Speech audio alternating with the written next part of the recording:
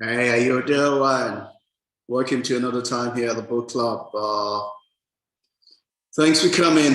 Thanks for joining with me. And we continue with our book here, Cleopatra's Riches, by Martyr Adams.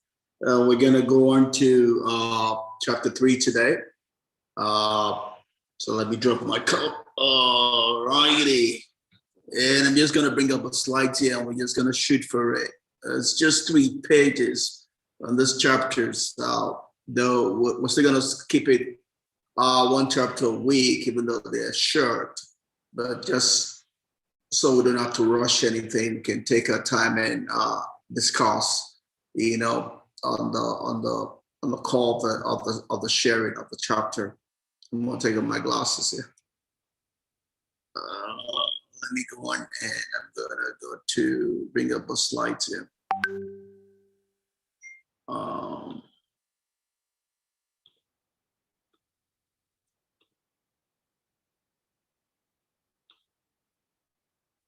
righty.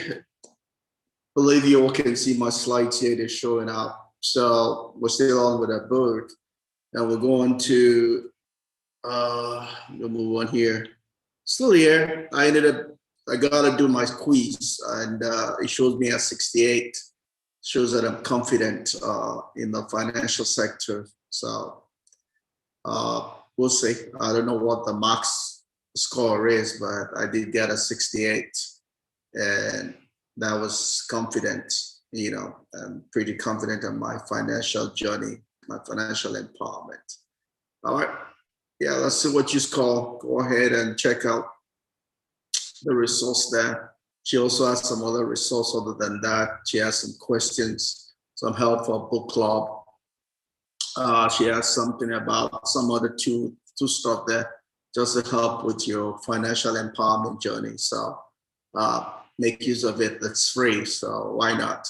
We're going to go on to chapter 3, like I said, and the title of chapter 3 is How Origin and Upbringing Affect Our Growing Money. Last week we talked about how origin and upbringing affect our earning money. So we're going to the next stage, not just earning money, but growing the money, right? Now we talked about the 3-phase approach here to money, which is what the book is all about. Earning it, growing it, and enjoying it, right? So we're looking at 3 things. It's one thing to earn it, it's another thing to grow it, it's another thing to enjoy it, right? That's the way to wealth, because you're not going to continue or develop or be innovative in something you're not enjoying, right? That's what we're trying to ensure, that it's not just that we're earning money, but we're growing it and we're enjoying it. Like we so often say in the financial world, right? It's not how much you make that's important, it's how much remains with you, right? It doesn't matter how much you make, it's how much remains with you. And that's one of the reasons why for me, I've pretty much packed, from a work standpoint, I'm going to retire soon. So I'm more about growing what I make. It's not about the earning, right? It's about growing what I make and enjoying it, right? It's because if I don't learn how to do those 2 right now, growing and enjoying it, it's going to be a challenge for me in retirement, right? Retirement is staring me in the face. So it's not just about earning money. I'm going to stop earning money from a salary standpoint, right? So I need to get used to that. It's about growing the money I have and enjoying it, right? That's a phase of life that I am in and entering into at this point in time, right? But for most of us, we have the earning, the growing, and the enjoying, and all 3 are important, right? We want to be financially free, financially empowered, right? So today we're going to be talking about how origins and upbringing affect our growing money. And Marta puts up that quote, Egyptian quote. She comes from an Egyptian origin, right? Migrated to Canada, right, with her parents. So, and that's the whole idea about the topic also, right? She has Egyptian heritage. going to Cleopatra. So just for her, also just talking about how all of that affects our way of thinking and the way she connects with money, right? In all of what we're talking about here, also don't forget, it's all talking about what is my subconsciousness, what is in my unconsciousness, because the unconsciousness is what rules at the end of the day, right? My consciousness is being ruled by my unconsciousness, right? My consciousness is only alert when I'm awake. My unconsciousness is alert 24/7. And that is what bears rule in my life, right? That's where my belief system is. That's where my culture is. That's where my norm is, right? And that's what then dictates all of that to my consciousness, right? So if what's in my consciousness or what's in my unconsciousness is what dictates the direction, the trajectory of my life, right? Not what is my consciousness, right? So that's why I have to be careful to know what's in my unconsciousness and make sure it is the right one that will take me to where I want to get to. Otherwise, I might end up going the place I don't want to go, right? And life is not necessarily where you want to go. It is what is the program in your unconsciousness, because that is what bears rule over your life, right? And that's this whole idea about looking at the origin and upbringing. It's really looking at what is the programming that is directing my life. What is the what's that word now for flight ticket? What's the autopilot that's flying the plane of my life, right? Because that's really where my life is going, right? So let's go ahead. So pretty much talking about growing money, when it comes to growing money, typically one of the big things about growing money is savings, right? People have different thoughts about saving, but they might say it in different ways, but saving is important and critical. Some people seem to attack savings, but what they are saying in lieu of savings is actually savings. It's just in another way, right? Savings is all about ensuring you don't spend more than you have and you don't spend everything that you have. That is all saving is about. Every other thing is semantics. Saving is all about not spending equal to or more than you earn. That you always leave something as seed to go work for you. That is all saving is about. So you cannot grow money if you are always spending everything that you make or you are spending more than you make. That is disaster, right? Life is about ensuring that what you make is not all bread. You make seed out of it to sow for your future, to sow for a time that you don't need to actively be working to earn, right? Financial empowerment, financial freedom is when you are making money while sleeping, where you are making enough money to meet all your needs and even your luxury needs without you needing to be present to do the work, right? So, and when you start along this journey, it's not magic, right? That magic, not being magic, is what gets a lot of people. A lot of people, because it's not magic, they just give up around that.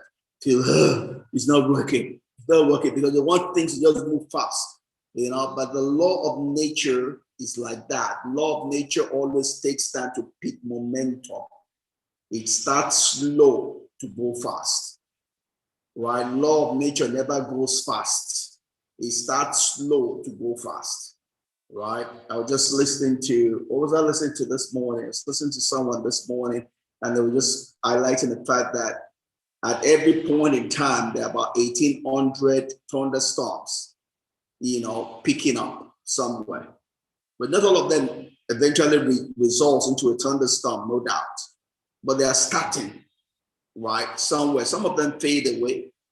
But you see, they don't start strong. They start as a seed. That seed is what grows, right? Thunderstorm typically is disastrous. But just look at the analogy as far as growing goes. It starts small, almost insignificant, but you need to be patient to give it time to grow, such that it will grow to such a monstrous level that it would lead or direct or build your life in the way you want it, in the way that will set to you, in the way that will give you financial freedom, financial empowerment, financial independence, right? It's not magic. It takes time. It goes through the law of nature, right? Just like we would typically say, right? Nature is never in a hurry, yet it gets everything that it needs to do done. Such is growing money. It's a natural process. All you need to be sure is to make do is that you have set it in motion, right? And the miracle will work for you, right? So it is a slow process. So for some people who are impatient, especially those people that have already lost time, it's like, I don't have too much time. And they're trying to catch up with years they've lost. And therefore they become prey to people that want to dupe them, right? Because everybody, all the dupers know where these people are, the fears they have. So they come to them with magic money, with quick money, right? And people become captives because of their poverty mentality, because of their mistakes of the past. They wasted 20, 10 years of their life, and they're wanting to gain that back in just 1 year. It doesn't work that way, right? It might not necessarily be 10, 20 years to get it back, but surely it's not just what you've taken so much time to lose, and it's going to get it in the twinkling of an eye. Nature does not work that way. Nature takes time to heal. Nature takes time to do its work, but it's never late. It's never behind time, right? So our place is to allow nature to have its place, right? To have its rule, right? That requires patience. That requires taking time to sow. That requires taking time to water and waiting for the increase, right? So sometimes just the idea that nature takes time, it could portend a negative mindset to growing money or to saving money, and people then want to take shortcuts and thereby get into trouble, right? And we also have different mindset, different analogies talking about savings, right? People typically get to save money in times of crisis, right? In times of abundance, people feel, I don't need to save.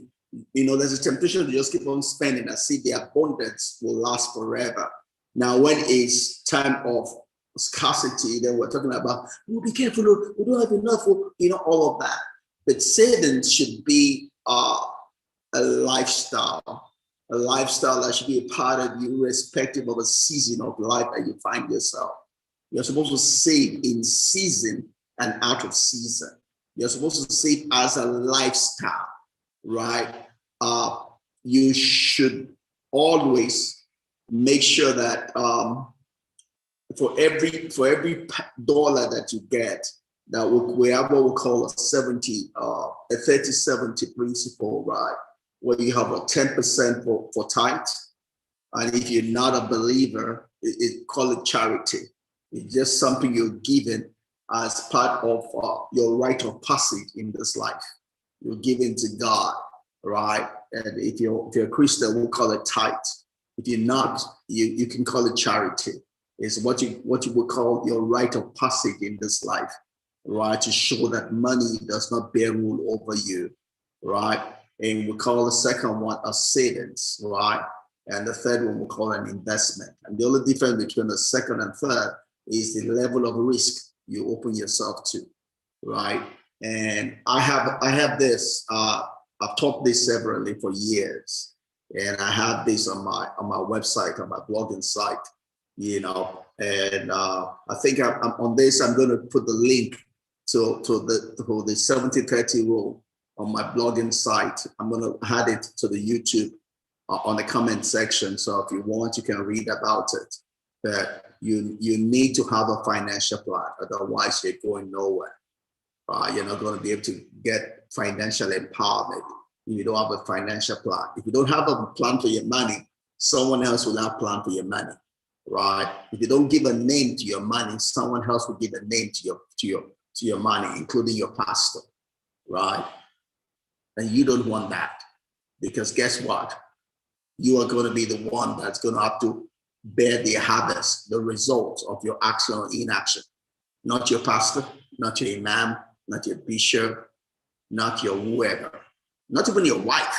And then your wife might want you to spend everything right now, but she's still going to curse you tomorrow if you don't have the essential things in place. So, and same thing goes for the women also, right? Everyone, financial empowerment does not know gender. Everyone needs to be disciplined and have a plan for themselves and lead their lives according to that plan, according to what they want tomorrow, right? And that's different for all of us, right? You know, it's whatever you want tomorrow. You need to sow the seed today for what you want tomorrow, right? It's not what someone else wants. It's what you want. For some people, they're just satisfied just being in their country and don't want to travel the whole world. Yeah, so maybe that's what you want. Then plan your today to get that. For some other people, they want to have more, a little bit more luxury, want to travel the whole world, maybe once, twice a year, whatever. That is your plan. Plan today for that, right? And so when we talk about growing money, it should not be seasonal, right? It should be something that cuts across season, whether in lack or in plenty. But people tend to only do that when they're in lack. So they have sometimes a negative mentality towards that. Again, if that is your disposition, if that's the way you grew up, you know, you need to work on it, because that becomes then what is registered in your unconsciousness, right? And remember, Matter told us about the 4-hour process, whereby we begin to look at whatever it is that we have as a belief, recognize what our belief is, we reconcile whether it's serving us or not serving us, and if it's not serving us, we'll begin to then separate the negative from the positive, right? And release the negative, right? And hold on to the positive, and do that over and over again, as it were, registered in our unconsciousness, so that it can serve us, right?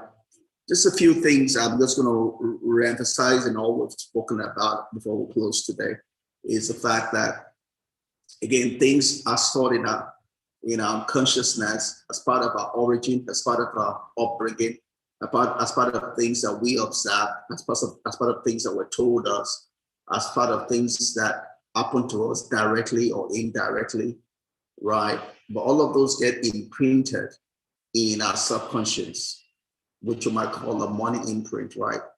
Which then dictates our life from an unconscious perspective.